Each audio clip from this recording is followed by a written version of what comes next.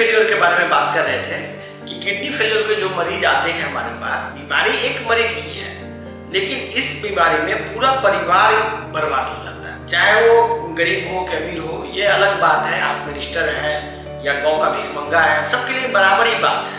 एक आदमी बीमार पड़ता है, उससे उसको इतनी समस्या एक साथ उत्पन्न हो जाती है कि पूरा परिवार ही उसके पीछे बर्बाद हो जाता है। तो इस वीडियो के मार्फत से हम ये बताना चाह रहे हैं कि यदि आपका मरीज किडनी फेलियर का है तो सबसे पहले आप जो भी अंग्रेजी दवा खिलाते हैं उसको बंद करना जरूरी है, क्योंकि अंग्रेजी दवा में भी डॉक्टर को पढ़ाया जाता है कि यदि किडनी फेल हो जाए तो अंग्रेजी दवा का डोज बिल्कुल ही कम हो जाना चाहिए। हर एक MBBS MD डॉक्टर को पता है बात, लेकिन यदि आपके डॉक्टर इसको नहीं जानते हैं इस चीज को, तो उनको ये जानना चाहिए कि अंग्रेजी दवा जो भी है किडनी फेलियर के मरीज के लिए बहुत ही घातक होता है। इवन ब्लड प्रेशर की दवा, जो ब्लड प्रेशर की दवा आम लोग खाता है, किडनी के मरीज के लिए उसकी दवा बिल्कुल ही 1/10 डोज में होनी चाहिए। इस वजह से आदमी ऐसा जाल में फंस जाता है कि एक कॉमन बीमारी जिसको जो किसी को हो सकता है, प्लस इसके बारे में ना किसी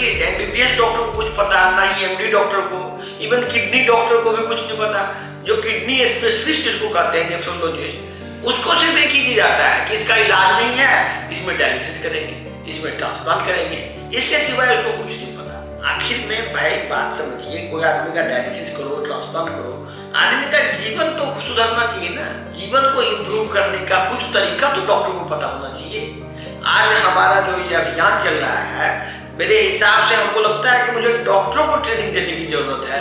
बहुत हैरानी की बात यह है कि ये सब चीज का जानकारी किताबों में है, MBBS की किताब में, नेचुरोपैथी किताब में, हर एक किताब में ये बात दिया गया है कि आदमी को जब किडनी खराब हो जाए तो उसको किस तरह का भोजन करना चाहिए, कितना पानी पीना चाहिए, किस तरह का उसको दवा में कैसे करेक्शन करना चाहिए, ये सभी किताबों में लिखा हुआ है, एलोपैथी की किताब में लिखा हुआ है। जबकि ये सभी चीज की कोई भी किसी को भी पता नहीं है, किसी को याद नहीं है।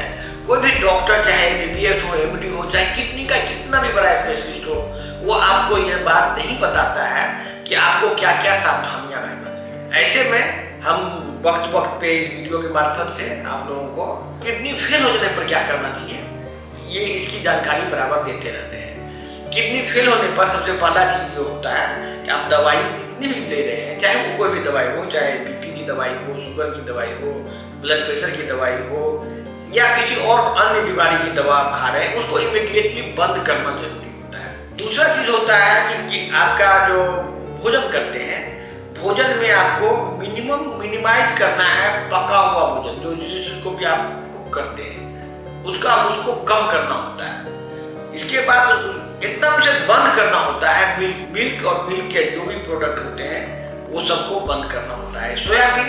सोयाबीन या कोई भी हाइब्रिड फूड जो आप खाते हैं उसमें बहुत ज्यादा वेस्ट निकलता है बॉडी में, उस तरह के भोजन को भी बंद करना होता है। यदि आप ये सब बंद कर देते हैं तो आपको बहुत हद तक उल्टी वगैरह होना बंद हो जाएगा। जैसे कि मरीज को उल्टी आता है, दौड़ के इस डॉक्टर के पास, उस डॉक्टर के पास जाते हैं, उल्टी का दवा खाते हैं। उल्टी का दवा खाने से भी मरीज का कोई समाधान नहीं होता है। लेकिन यदि आपका ट्रीटमेंट बीमारी बहुत आगे बढ़ गया है, जैसे कि आपको डायलिसिस करना पड़ रहा है, पूरा शरीर फूल गया है, दम फूल रहा है, तो ऐसी स्थिति में मरीज को एक बार यहाँ आना जरूरी हो जाता है। बाकी हमारे कॉलेज में हमने आयुष मेडिकल कॉलेज शुरू किया है, इसमें मेडिसिन की पढ़ाई होती है, इस तरह की चिकित्सा की, और ये BNYS का डिग्री हम लोग देते हैं।